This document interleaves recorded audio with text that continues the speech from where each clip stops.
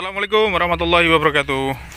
Jumpa lagi di channel kami, Keluarga Xmood. Semoga teman-teman senantiasa sehat selalu, penuh keberkahan dan senantiasa dimudahkan dalam segala urusannya. Amin. Hari ini tanggal 20 Desember ya teman-teman. Ini bertepatan dengan usia tanaman porang yang di kebunnya Pak Deyono ini ya teman-teman. Ini sudah berusia 11 hari karena waktu itu ditanam Pak Deyono tanggal 9 Desember dan sekarang sudah tanggal 20 Desember, jadi sudah 11 hari teman-teman. Nah, ini kondisi perkembangannya tanaman yang di bawah naungan pohon jati ya, pohon jati ya teman-teman. Ini kondisinya sudah 99% sehat semua teman-teman, tanaman porangnya. Nah, ini kondisinya seperti ini. Nah, seperti video sebelumnya yang kami upload, jadi proses pemupukan akan dilakukan menunggu setelah kondisi tanaman porangnya sehat. Artinya kalau tanaman porangnya sudah sehat, sudah tegak berdirinya seperti ini, daunnya sudah mulai kenceng-kenceng kayak gini. Nah, ini seperti ini. Ini artinya tanaman sudah mulai bisa beradaptasi dengan lahan yang dipakai dia untuk tumbuh di sini teman-teman. Nah, setelah dia sehat, tanda-tandanya berarti di dalam tanahnya sana dia otomatis sudah muncul akarnya teman-teman. Jadi perakarannya sudah keluar sehingga bisa dilihat dari kondisi fisiknya di luar ini yang nampak sudah hijau-hijau, kemudian pohonnya batangnya sudah tegak. Nah, di hari ini seperti yang kami informasikan sebelumnya, akan kami lakukan proses pemupukan teman-teman, karena dengan kondisi pohon yang sudah adaptif seperti ini, perakarannya sudah mulai muncul.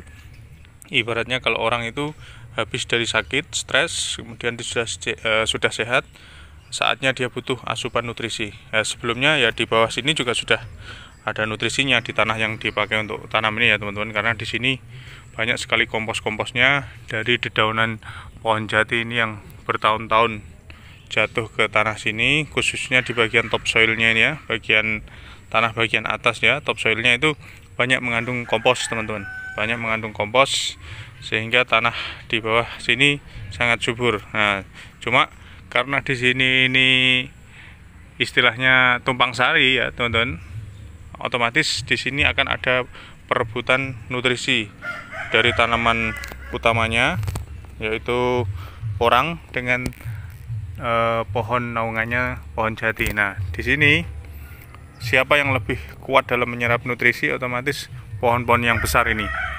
Nah, pohon-pohon yang besar ini akan lebih kuat dalam menyerap nutrisi karena perakarannya dia sudah menjalar kemana-mana dan sudah bertahun-tahun dia hidup di sini, sehingga kondisinya dia sangat rakus sekali perakarannya dalam menyerap nutrisi. Oleh karenanya di sini dilakukan proses pemupukan tidak hanya menggunakan kohe ya teman-teman, karena di sini nanti ada perang rebutan nutrisi, otomatis nutrisinya akan lebih dimaksimalkan. Jadi tidak hanya mengandalkan dari kohe, tapi di sini Pak Deyono juga mengaplikasikan penggunaan pupuk kimia teman-teman. Ini seperti ini. Jadi seperti ini pupuk kimia yang diberikan yaitu jenis NPK teman-teman. Jadi NPK ini yang biasa kami pakai juga di tanaman pohon-pohon seperti pohon durian dan pohon-pohon yang lain ya teman-teman. Ini diaplikasikan NPK, tentunya dengan pemberian pupuknya seperti ini tetap seperti biasanya, yaitu diberikan di lingkar luar tajuk daun pohon tanaman porangnya. Nah, semuanya diberikan tambahan asupan nutrisi seperti ini teman-teman, sehingga harapannya tanaman porang yang ditanam di sini nanti tidak sampai terjadi defisiensi nutrisi teman-teman ya. Jadi dimaksimalkan pemberian pupuknya, baik itu menggunakan kompos alami yang sudah tersedia di lahan sini di bagian topsoilnya ini. Di samping itu juga diberikan kohe, kotoran hewan ya, yang sudah difermentasi, dan yang terakhir dikasih tambahan istilahnya nutrisi booster nutrisi booster untuk lebih memaksimalkan pertumbuhannya, sehingga harapan kami khususnya Pak Diono, tanaman porangnya ini tetap bisa tumbuh subur dan maksimal meskipun berada di bawah naungan pohon jati, sehingga nanti diharapkan dari hari ke hari, minggu ke minggu, bulan ke bulan, dari tunas 1, tunas kedua, tunas pertama, ketiga, keempat, kelima, dan seterusnya, nanti harapannya hasilnya bisa maksimal. Nah, ini kondisi daun-daunnya sudah mulai kaku-kaku ya teman-teman. Nah, ini sudah mulai kaku-kaku, dan tanah di sini kecenderungannya kondisinya lembab terus ya, lembab seperti ini karena satu, dia di bawah naungan pohon jati, penguapan airnya itu tidak sebanyak kalau lahan-lahan yang di lokasi tanpa naungan seperti ini teman-teman. Kemudian yang kedua juga curah hujan sudah cukup bagus, sehingga ketersediaan airnya juga cukup maksimal. Tapi ya belum semuanya kondisinya sehat teman-teman. Sebagai contoh, ini satu pohon ini masih ngelentuk seperti ini teman-teman, tapi istilahnya 99% lah ya, 99% tanaman yang lain sudah kondisinya sudah bagus. Nah, ini ya teman-teman, bisa dilihat kondisinya bagus sekali ini. Yang sebelah sini juga sudah hijau-hijau. Yang penting kuncinya adalah tanaman yang kami tanam ini tidak mengalami kondisi stres yang berkepanjangan teman-teman. Karena ketika tanaman porang yang ditanam mengalami stres yang berkepanjangan, maka tentunya dia akan terhambat proses pertumbuhannya. Nah, ketika dia proses pertumbuhannya terhambat, dari pertumbuhan tunas yang pertama ke tunas yang kedua, ketiga, dan seterusnya, ini nanti akan terjadi proses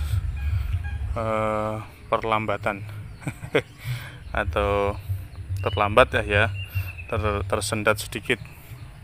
Tapi ketika tanaman porang yang kita tanam tumbuh subur dari tunas pertama ini, kemudian lanjut ke tunas yang kedua, ketiga, dan selanjutnya stabil sesuai yang kita harapkan, insya Allah pertumbuhan umbinya nanti akan sesuai yang kita harapkan teman-teman.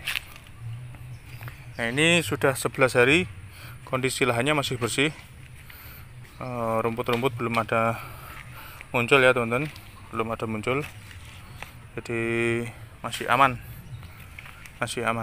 karena lahannya tidak terlalu luas banget, jadi cukuplah untuk mencari kegiatan, mencari keringat ini sambil ngontrol, hiburan. Kalau ada rumputnya, gulmanya, sedikit-sedikit dilakukan pembersihan sendiri ya, kecuali nanti ada proses penataan gulutan lagi, baru memakai tenaga bantuan. Tapi kalau di bawah pohon jati seperti ini ya teman-teman, ini tidak terlalu rawan abrasif tanahnya, kecuali di lahan terbuka gitu. Begitu hujan turun deras sekali, nah itu bedengan-bedengan yang sudah ditata rapi, biasanya tanahnya akan abrasif, kemudian gulutannya atau bedengannya itu akan rusak. Rusak ini artinya bukan rusak hancur gitu, enggak ya teman-teman, cuma dia akan dari ketinggian misalnya 40-50 cm, karena tergerus tanahnya, dia akan terbawa oleh air, dia akan turun ke parit-paritnya. Nah, sehingga di situ nanti bedengannya akan semakin dangkal jaraknya dengan parit. Nah, itu yang tidak kita inginkan. Tapi karena di sini ini ada naungan pohon jatinya, ya aman insya Allah, karena pohon jati ini termasuk bisa menghalau jatuhnya air hujan teman-teman, sehingga air yang menetes ke bedengan-bedengan ini tidak terlalu berpengaruh besar sekali terhadap ini terkikisnya tanah-tanah yang ada di bedengan. Ini ya teman-teman, tetap jangan lupa kalau melakukan pemupukan, lakukan pemupukan di lingkar luar tajuk ya sesekali ada salah-salah dikit nggak masalah lah istilahnya, mungkin ada yang merembet-merembet dikit, tapi kalau jenis tanaman porang ini termasuk tanaman yang rakus ya teman-teman, termasuk tanaman yang rakus. Jadi kita pupuk dengan menggunakan pupuk banyak pun dia tetap aman insya Allah.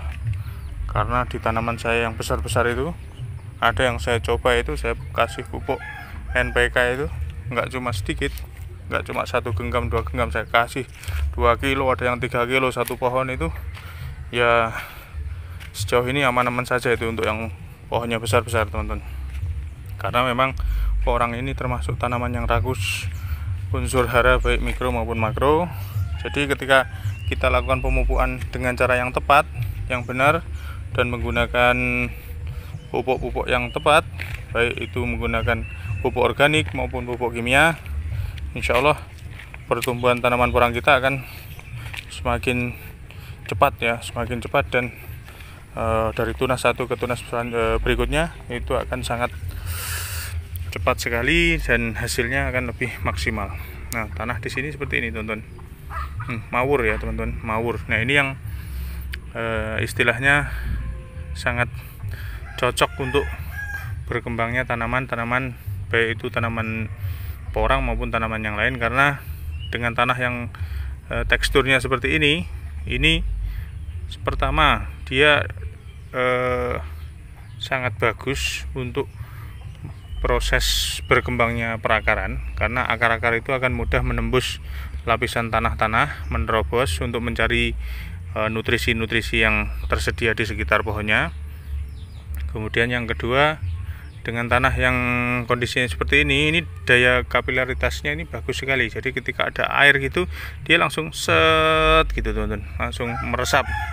Jadi sama seperti ini ketika kita kasih pupuk, contoh NPK seperti ini ya, ini hampir 1 genggam ini ya, setengah genggam lah ini kurang lebih. Ini nanti begitu turun hujan, ini nutrisinya itu langsung akan set gitu masuk ke dalam tanahnya, karena ya ini jenis tanah seperti ini daya kapilaritasnya bagus sekali, dia langsung akan meresap.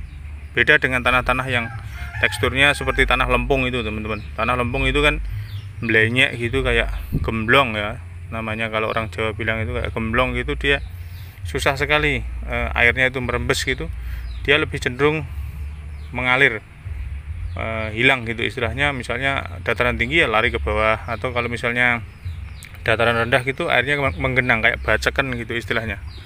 Ini dengan tanah yang seperti ini, karena ini banyak humusnya ya, dulu dari pembusukan pelapuan daun-daun pohon jatinya ini, sehingga di daerah lahannya Pak Deyono ini bagian topsoilnya ini insya Allah sangat subur sekali, apalagi ditambah dengan menggunakan pupuk organik fermentasi, yaitu dari kotoran kambing dan sapi, terus kemudian ditambah lagi dengan asupan nutrisi dari pupuk kimia ini, pupuk kimia NPK, kemudian nanti ditambah juga dengan menggunakan pupuk NKCL yang bisa memperkuat batangnya, kemudian tidak mudah terserang hama dan penyakit, khususnya busuk batang dan jamur. Insya Allah tanaman-tanaman yang ditanam nanti akan semakin bagus hasilnya.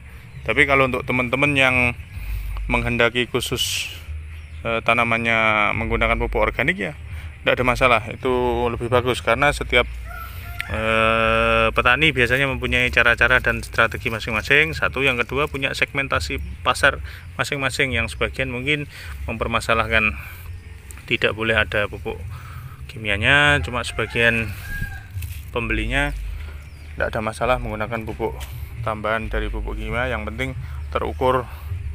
Dan pastinya ketika nanti masa mendekati panen, 1 bulan 2 bulan sebelum panen, atau paling lama 2 minggu 3 minggu lah, itu sudah dilakukan stop pemberian pupuk kimia, karena dikhawatirkan nanti residunya dari kimia ini masih banyak tersisa di umbi porangnya. Karena harapannya porang ini adalah porang jenis umbi-umbian untuk diproduksi, dibikin makanan healthy food ya istilahnya, otomatis harapannya nanti healthy ya, sehat. Kecuali yang dipakai untuk industri Nah, untuk industri itu mungkin nggak ada masalah. Jadi makanya sebagian pembeli, sebagian pabrikan itu tidak mempermasalahkannya menggunakan kimia, karena mereka mungkin punya segmen marketnya, pasarnya itu ada yang dipakai untuk industri, tidak semua untuk makanan. Oke teman-teman, inilah kondisi perkembangan tanaman porang Pak Deyono yang di lokasi lahan naungan pohon jati.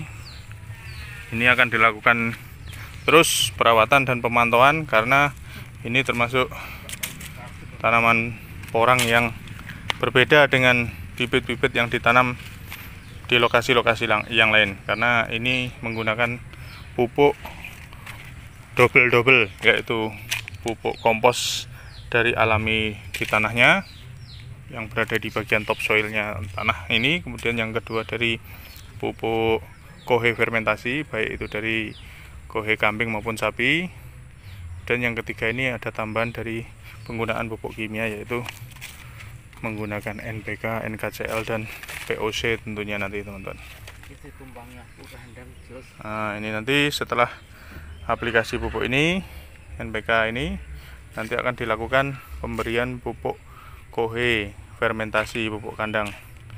Pokoknya di sini nutrisinya harus maksimal, karena yang ngeroyok nutrisinya ini nggak cuma porang saja, tapi pohon-pohon jati raksasa ini yang sudah hampir 15 tahun kehausan, kelaparan. Nah, begitu ada nutrisi yang berlimpah di bawahnya, geragas nanti langsung istilahnya. Yang penting jangan geragas kayak ini bosnya ini. Nah, ini Om Sugriwo ini kebetulan sedang main ke sini juga. Gimana perkembangan lahannya Om? Porangnya aman? Aman. Nah, jagung gimana? Jagung bentar lagi panen. Wis, mantap jiwa. Nah, ini ya teman-teman. Ini yang sudah mau panen jagung juga. Nah, jadi seperti ini teman-teman. Proses pemupukannya seperti di tutorial yang pernah saya informasikan dulu di video saya. Dilakukan pemupukan di bagian tajuk luar. Seperti ini. Nah, ini seperti ini ya teman-teman. Jadi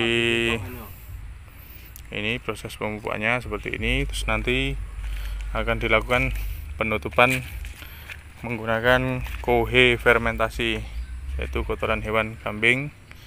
Nanti baru ditutup lagi dengan tanah dikit-dikit supaya pupuknya itu tidak hanyut terbawa air hujan ke parit-paritnya. Ya meskipun di sini nanti lari ke sini, ya larinya sih nggak kemana-mana, tetap nanti akan ditangkap oleh pohon jati ini, sehingga pohon jati yang digadang-gadang oleh Pak Deyono selama hampir 15 tahun ini ternyata ditunggu 15 tahun satu pohon ini cuma laku 20.000.